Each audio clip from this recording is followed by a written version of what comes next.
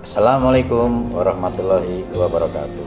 Selamat pagi semuanya dan selamat berjumpa lagi kita dalam pembelajaran yang bab kedua ini. Kita akan membahas tentang perubahan sosial dan globalisasi. Untuk tahap yang pertama atau bagian satu ini kita bicara tentang perubahan sosial.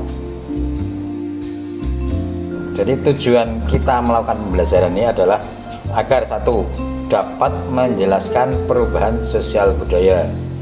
Kemudian yang berikutnya dapat mendeskripsikan hakikat dari globalisasi. Dan yang terakhir dapat mengidentifikasi dampak globalisasi dan upaya menghadapi globalisasi. Paham ya? Oke, kita masuk ke bagian berikutnya. Coba kalian amati gambar yang saya munculkan ini, kemudian coba kalian diskusikan gambar tersebut tentang apa, kemudian coba kaitkan dengan perubahan sosial budaya dan globalisasi. Paham ya?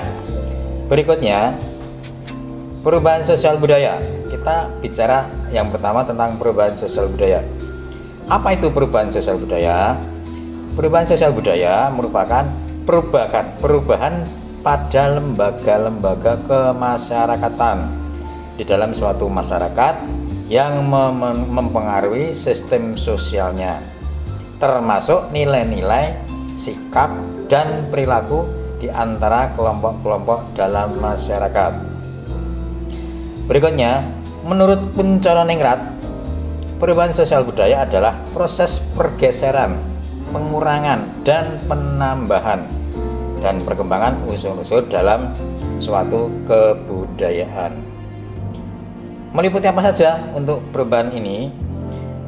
Jadi apa yang termasuk di dalamnya? Ada beberapa aspek. Yang pertama yaitu peralatan, perlengkapan hidup, mata pencaharian, sistem kemasyarakatan, bahasa, kesenian, dan juga religi atau keagamaan. Ada berapa faktor utama dari perubahan sosial budaya ini? Kita analisa, kita bagi menjadi 3 faktor utama, yaitu inovasi, discovery, dan invention. Menurut Kingsley Davis mengatakan bahwa perubahan sosial bagian dari perubahan kebudayaan. Oleh karena itu, untuk mencakup kedua perubahan tersebut, kedua istilah ini digabung menjadi perubahan sosial budaya. Berikut beberapa karakteristik perubahan sosial budaya. Coba perhatikan. Yang pertama, tidak ada masyarakat yang perkembangannya berhenti. Kemudian yang kedua, perubahan yang terjadi pada lembaga kemasyarakatan tertentu akan diikuti perubahan-perubahan pada lembaga sosial yang lain. Selanjutnya, perubahan-perubahan yang cepat biasanya mengakibatkan kekacauan sementara. Yang terakhir, perubahan-perubahan tersebut tidak dapat dibatasi pada bidang kebendaan atau spiritual saja. Bentuk-bentuk perubahan sosial budaya itu apa saja? Yang pertama kita lihat dari waktunya. Melalui modernisasi, sistem transportasi mulai berubah menyesuaikan dengan perkembangan masyarakat. Misalnya sekarang yang sedang tren yaitu MRT, itu perubahan lambat atau sering kita kenal dengan istilah evolusi. Kemudian yang kedua, contohnya kekalahan Jepang atas kutu dimanfaatkan Indonesia untuk menjadi bangsa yang merdeka. Itu disebut perubahan yang cepat, namanya revolusi. Bentuk-bentuk perubahan sosial dilihat dari pengaruhnya. Yang pertama, perubahan model pakaian. Kemudian arsitektur rumah. Itu termasuk perubahan yang sangat kecil pengaruhnya.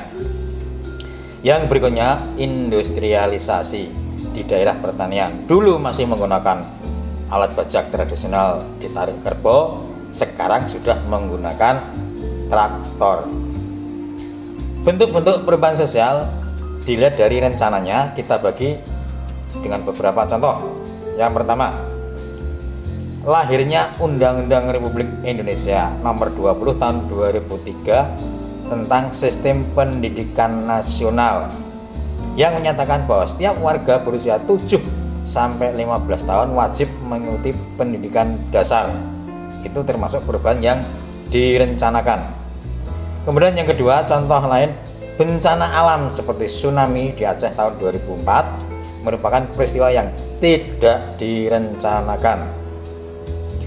Faktor-faktor perubahan sosial dari dalam masyarakat adalah, kita lihat, 1. Perubahan jumlah penduduk. 2. Penemuan-penemuan baru. 3. Pertentangan konflik. Dan yang terakhir, pemberontakan atau revolusi. Selanjutnya, faktor perubahan sosial budaya dari luar masyarakat antara lain bencana alam, peperangan, dan pengaruh kebudayaan dari masyarakat lain. Berikutnya tentang faktor pendorong terjadinya perubahan sosial. Kalian coba simak dan dibaca.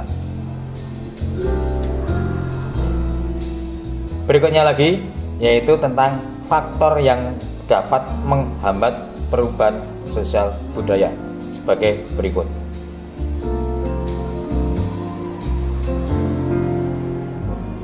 Demikian apa yang sudah saya sampaikan sedikit banyak untuk memberi pengetahuan terhadap kalian. Untuk bagian satu ini silakan kalian pelajari lagi di modulnya dan bukunya untuk kita lanjutkan pada pertemuan berikutnya. Dan untuk tahap kedua besok, bagian kedua besok kita bicara tentang globalisasi. Sekian saya akhiri, terima kasih. Wassalamualaikum warahmatullahi wabarakatuh.